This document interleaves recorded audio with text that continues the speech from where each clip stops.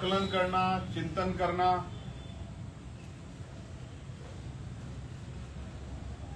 इन परिणामों से सबक लेना हर राजनीतिक दल की जिम्मेदारी।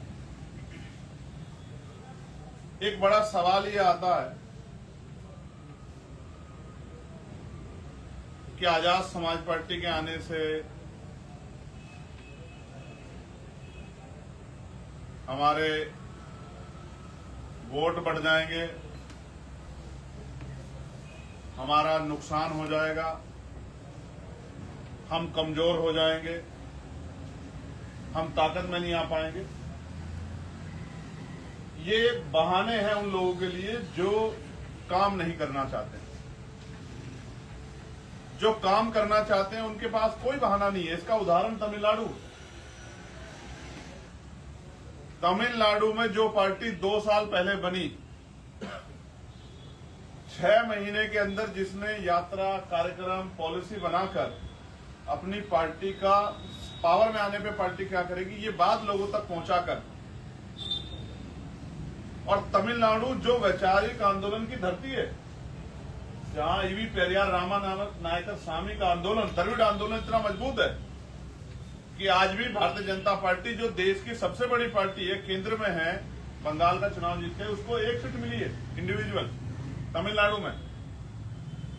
वहां 2 साल पहले बनी पार्टी, जिस पार्टी के मुखिया का नाम है जोसेफ विजय चंद्रशेखर, इंग्लिश में वो लिखते हैं CJ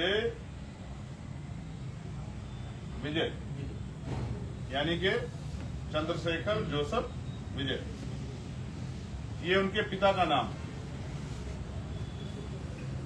उस पार्टी ने अपने संघर्ष से उस आंदोलन की धरती पर अपनी पार्टी को प्रदेश की सबसे बड़ी पार्टी के रूप में स्थापित कर दिया। जहां एक तरफ लोग तरह तरह की चिंता कर रहे हैं, वहां आप ये समझिए कि पुरानी घिसी पिटी राजनीति से भी लोग उब चुके हैं। इसलिए नए संघर्षशील लोगों को तमिलनाडु जैसी वैचारिकी की धरती से मौका मिला।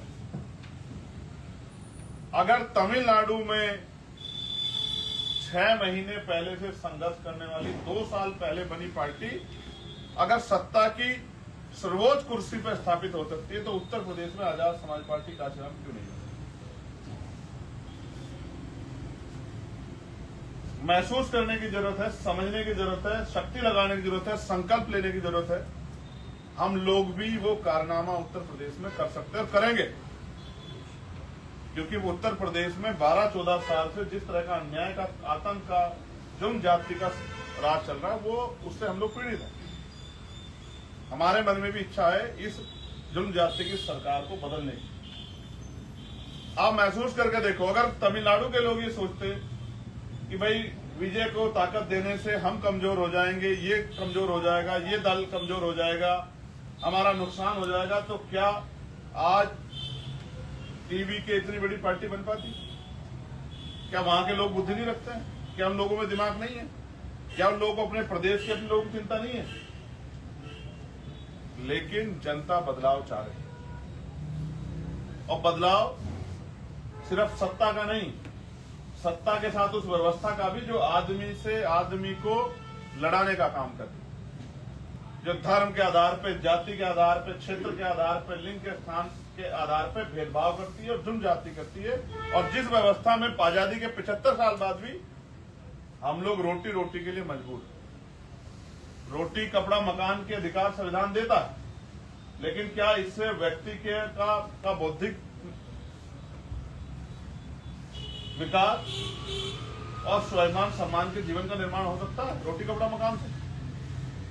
तो जवाब यह है कि ये संभव नहीं। मैं आपको बताना चाहता हूं और आपके माध्यम से आजाद समाज पार्टी भीम आर्मी के एक कार्यकर्ता को, और जो आज हमारे दल में नहीं, उनको भी ये बताना चाहता हूं कि जब आप गांव में जाएंगे तो आपको लोगों को क्या बताना, क्योंकि आपकी बात को मीडिया नहीं दिखाएगी।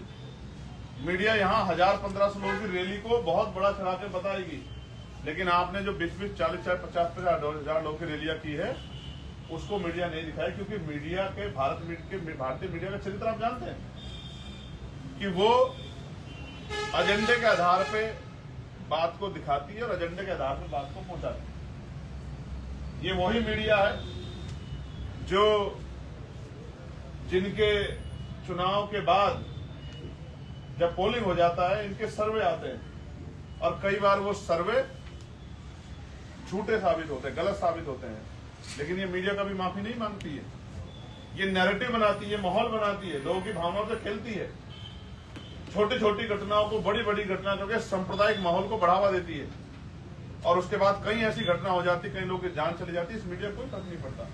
लेकिन मैं आपसे कहना चाहता हूं और आपके जरिए पार्टी के हर एक कार्यकर्ता से, प्रदेश के हर एक व्यक्ति से, किसान से, मजदूर से, महिलाओं से, नौजवानों से और बहुजन समाज के हर वर्ग से कहना चाहता हूं कि आजाद समाज पार्टी पावर में आने के बाद इस तरह के बदलाव करेगी जिस तरह के बदलाव से आपके और आपके बच्चों के जीवन में, आपके परिवारों के जीवन में ऐतिहासिक परिवर्तन होगा। कैसा? मुक्त करेंगे, कक्षा 1 से लेकर और कक्षा 12 तक की पढ़ाई मुक्त करेंगे। वो बच्चा किसी जाति का हो, किसी धर्म का हो, किसी क्षेत्र का हो, और चाहे वो हिंदी मीडियम में पढ़े या इंग्लिश मीडियम में पढ़े। हालांकि हमारा एक और संकल्प ये है कि हम सरकारी स्कूलों को ही प्राइवेट स्कूलों से बेहतर बनाएंगे, लेकिन अगर कोई प्राइवेट स्कूल में भी पढ़ना चाहता है, क्योंकि उस तरह का